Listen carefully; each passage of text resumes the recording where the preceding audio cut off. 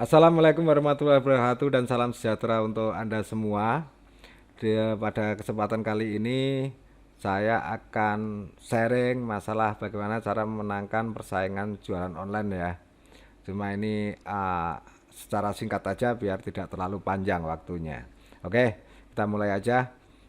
Jadi tentunya kenapa kita harus memperhatikan pesaing? Karena kalau kita tidak memperhatikan persaingan, maka kita pun tidak akan bisa memenangkan persaingan itu. Dan pada saat kita tidak bisa memenangkan persaingan itu, maka yang terjadi penjualan kita tidak akan laku. Nah, banyak orang bilang bahwa kita perlu riset pasar nih. Mungkin di luar sana banyak yang bilang seperti itu. Ini tidak salah sebetulnya, ini tidak salah. Tapi ini bagi pemula maupun ibu-ibu rumah tangga terutama ya, ini akan terjadi kesulitan. Risetnya bagaimana sih? Dan akhirnya tidak memulai dan akhirnya tidak jadi berjualan. Maka kita abaikan dulu yang ini. Ada yang bilang bahwa kita harus mempunyai produk unik, itu ya kita abaikan. Untuk cari produk yang kita jual aja bingung, apalagi produknya itu produk unik ya, semakin kebingungan lagi dan akhirnya juga sama, tidak akan terjadi jualan. Nah, tentunya riset pasar itu juga akan mengarah ke target pasar juga, cuma ini juga nggak mudah bagi pemula. Maka ini nggak salah, sekali lagi ini tidak salah, tapi kita abaikan dulu karena tidak semua orang ini bisa menjalankan. Nah, ada juga yang bilang bahwa kalau kita tidak menguasai digital marketing, maka kita harus memakai jasa orang-orang di digital marketing. Bagi saya ini perlu tidak perlu ya, karena ini juga memerlukan biaya juga. Kadang-kadang karena jasa digital marketing ini juga fokusnya juga mereka kurang ya, karena banyak melayani klien, maka ini ya mungkin benar bagi orang yang kondisi-kondisi tertentu, tapi kita abaikan dulu ini. Kita akan mencari solusi yang itu memungkinkan untuk semua orang, baik pemula maupun ibu-ibu rumah tangga juga bisa menjalankan dan itu mudah dijalankan. Nah, bagaimana kita bisa memenangkan persaingan dengan mudah? Kita harus punya basic kepercayaan dulu bahwa pembeli itu banyak dan karakternya juga banyak. Jadi tidak perlu khawatir untuk bersaing. Makanya dasarnya adalah keyakinan. Karena teknik apapun itu sebetulnya untuk menunjang keyakinan. Kita yakin dulu bahwa jualan kita itu laku. Itu dulu. Apapun teknik kita, setinggi apapun teknik kita, kalau keyakinan tidak terjadi, maka penjualan juga tidak akan terjadi. Maka yang paling utama adalah keyakinan. Bahkan banyak orang, karena saya juga menangani penjualan juga sudah puluhan tahun dan saya punya banyak marketing juga ya dulu. Saya juga mempunyai beberapa marketing yang dia itu sebetulnya secara teknis pemasaran dia itu tidak menguasai, tapi kenapa penjualan dia tinggi? Karena dia punya keyakinan yang cukup tinggi. Jadi keyakinan itu basic. Nah, dalam persaingan kita di sini akan membahas dua persaingan, yaitu tempat dan produk.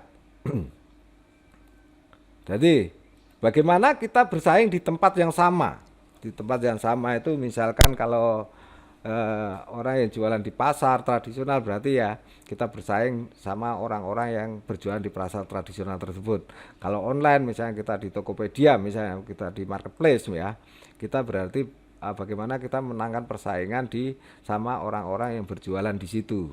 Ingat bahwa pesaing itu tidak hanya yang punya produk yang sama, jadi semua orang yang dalam berjualan di situ adalah pesaing kita. Karena walaupun produknya berbeda, pada saat dia membeli produk A, orang itu bisa akan berkurang tingkat kebutuhan untuk pembelian barang. Maka akhirnya walaupun misalnya kita jual sabun, dia mau butuh sabun, akhirnya dia nggak jadi beli sabun, itu bisa. Maka di sini persaingan itu tidak hanya produk yang sejenis, tapi produk-produk yang lainnya juga itu adalah kita anggap pesaing. Nah, makanya kita harus bermain di banyak kata kunci. Nah, bagaimana Pak kalau jualan kita sabun, ya kita banyak upload sabun itu dengan kata kunci yang berbeda-beda. Karena itu tadi, bahwa orang pembeli itu karakternya banyak banget. Termasuk cross selling ya. Misalnya begini. Dia itu sebetulnya mencari di toko tersebut mencari sepeda peralatan sepeda misalkan. Tapi pada saat dia melihat produk kita jualan sabun, kok bagus, dia bisa juga beli sabun tersebut. Nah itu yang karena kita harus bermain banyak kata kunci. Karena ingat tadi bahwa pembeli itu banyak sekali dan banyak karakternya. Dan itu nanti juga untuk mengatasi banyak orang bilang kayak gini, gimana kita bisa laku? Karena harga kita juga termasuk mahal, di sana banyak yang murah. Belum pasti yang murah itu laku. Karena kembali lagi bahwa karakter dalam berjualan itu banyak sekali. Ada orang yang memang mencari barang-barang yang murah dan prosentasenya kita juga nggak ngerti itu. Uh, tapi ada orang yang mencari performanya tokonya yang bagus, bukan harganya yang murah. Dia nggak begitu murah, tapi performa tokonya bagus, dia akan membeli di situ. Itu ada. Ada juga karakter orang yang bahkan murah itu nggak percaya. Berarti itu kualitasnya barang jelek gitu. Barang itu banyak yang KW1, KW2, KW3, KW4. Ada yang seperti itu. Makanya yakinlah kita bahwa barang kita akan laku. Nah, caranya adalah memperbanyak kata kunci, itu akan terjadi banyak sekali tampilan produk kita pada waktu pencarian. Nah, kalau bisa juga produk satu itu kasih kata kunci macam-macam, misalnya sabun nih. Sabun teknologi tinggi. Sabun berkualitas, misalnya pembersih tubuh berkualitas. Jadi kita kasih kata kunci bermacam-macam, termasuk nama ya, nama dalam pencarian, karena nama itu pengaruh besar dalam pencarian biasanya, apalagi di marketplace ya. Banyakin produk. Nah, disinilah maka untuk menangkan persaingan, karena pembeli itu karakternya macam-macam, dia bisa juga mencari produk A tapi beli produk B juga bisa. Makanya banyakin uploadan produk atau toko di marketplace tersebut atau tempat tersebut. Terserah tempatnya di mana. Tapi banyakin produk, penawaran produknya itu dibanyakin. Makanya di sini pemilihan supplier, pencarian produk itu berpengaruh sekali ya. Baik itu dropship maupun reseller. Dan kreativitas. Jadi kalau kita yang dropship, misalnya kita mengambil foto dari dia, ya kita rubahlah fotonya, videonya kita buat yang sedemikian rupa, kita buat video yang bagus, kita buat deskripsi yang meyakinkan. Makanya itu kembali lagi bagi teman-teman yang jualan online, jangan anti iklan ya, biar kita bisa juga inovatif, biar bisa meniru, biar punya ide ya. Nah, bagaimana kalau di tempat yang berbeda? Yaitu pelajari medianya. Misalnya kita itu mau berjualan di WhatsApp misalnya. WhatsApp itu efektif juga karena WhatsApp itu kan punya hubungan personal yang cukup tinggi ya. Karena itu pasti teman-temannya atau orang yang dikenalnya di WhatsApp itu. Makanya di situ kita pelajari. Misalnya efektifnya itu di mana? Oh, di story misalnya. Kalau di story itu uploadnya berapa kali sehari? Oh, misalnya 3 kali.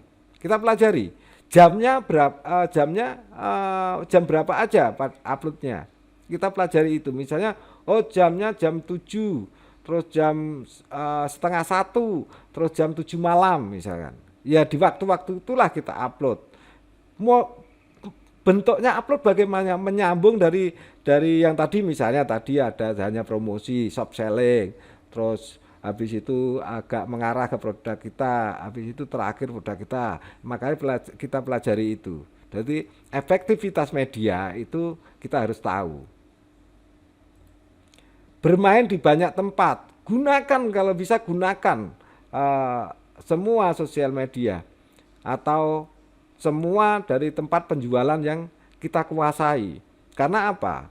Kembali lagi ke basicnya bahwa pembeli itu banyak sekali. Orang yang semakin banyak penawarannya nongol di customer atau orang banyak, dia akan semakin banyak laku.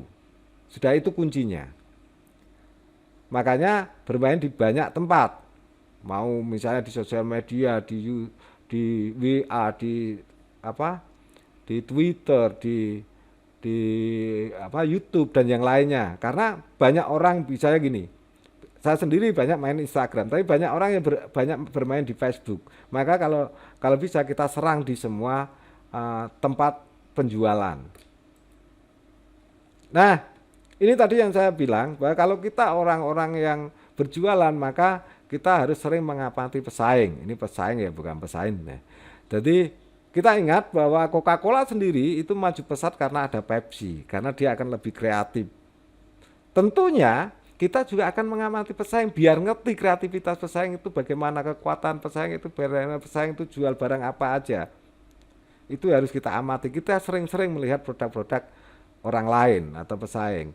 Mengamati promosi. Nah, ini yang sering, bahkan orang-orang suka berjualan tetapi tidak suka melihat promosi, bahkan di Facebooknya kadang diblokir iklan ya, sehingga tidak akan nongol iklan. Itu salah besar karena promosi-promosi itu bisa kita pelajari sehingga kita akan mempunyai ide kreativitas yang berasal dari promosi-promosi tersebut, sehingga promosi kita akan efektif karena kita akan mempunyai banyak input di otak kita tentang promosi. Makanya sering-seringlah teman-teman mengamati promosi atau iklan.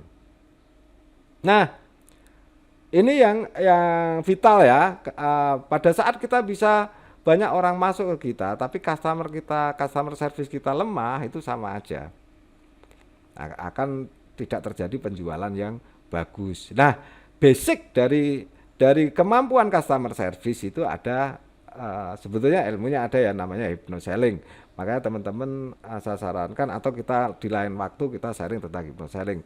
Dan di sini akan saya tunjukkan secara simpel garis dasarnya tentang customer service itu bagaimana. Baik itu secara tulisan maupun suara ya. Jadi tentunya pada waktu customer masuk dia itu kan bertanya. Tentunya kita menjawab. Nah, jawabannya jangan bersifat tertutup tapi harus terbuka. Jadi mengembangkan sebuah komunikasi lagi. Misalnya gini, ada orang tanya, "Panci ini ada stoknya enggak, Kak?" "Ada, Kak." Sudah selesai. Itu ada jawaban yang tertutup. Maka pancinglah dengan sebuah pertanyaan. Tapi ingat, pertanyaan itu jangan yang mengandung resisten otak. Misalnya gini, "Kakak mau beli berapa?" Ingat bahwa semua orang itu tidak mau dipaksa atau tidak suka dijualin. Makanya kata mau beli berapa itu dulu itu akan menjadi resisten otak. Maka itu dihindari dan banyak lagi kata-kata yang membuat resisten otak. Lain waktu kita pelajari lagi, kita sharing lagi. Nah, pertanyaan itu harus memberikan solusi. Jangan membuat kebingungan. Misalnya gini, "Ini Kak, ada Kak stok warna hijau, kuning, merah itu besar kecil," misalnya kayak gitu. Kakak pilih yang mana? Dia akan semakin kebingungan dan itu akan bisa membuat orang itu akan mundur. Misalnya, "Ya udah saya tak mikir dulu," misalnya kayak gitu. Maka kasih jawaban, kasih solusinya.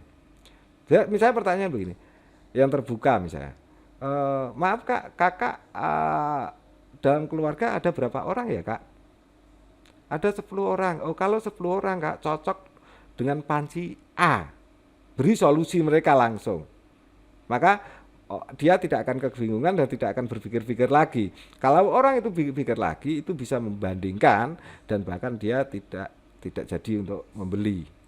Nah, kasih pertanyaan lagi yang jawabannya juga solusi. Misalkan, "Umur Kakak berapa ya?" "Oh, saya 25." "Oh, kalau 25 tahun cocoknya pakai panci ini." Walaupun tidak ada hubungannya ya. "Wah, pakai panci ini Kak." Kalau bisa solusinya itu ada dua, ada upselling dan cross selling sehingga akan meningkatkan penjualan. Upselling itu meningkatkan penjualan di produk sejenis, cross selling itu meningkatkan penjualan di produk yang berbeda. Misalnya kita selalu bahwa saya beli rokok aja di Indomaret selalu ditawari roti misalkan. Itu namanya cross selling. Jadi jawabannya solusi ada menimbulkan upselling atau cross selling. Kalau upselling itu misalnya gini, "Oh Kakak, ini bagusnya Kakak itu mengambil ini paket ini Kak, karena akan lebih murah dan nanti pengirimannya juga akan lebih murah Kak. Dan ini fungsinya ini juga bagus melengkapi. Kalau ini untuk memasak nasi Kak, ini untuk menanak sayur," misalkan. Itu upselling, menjual biar akan membeli barang yang sejenis akan lebih banyak. Tapi bisa juga cross selling.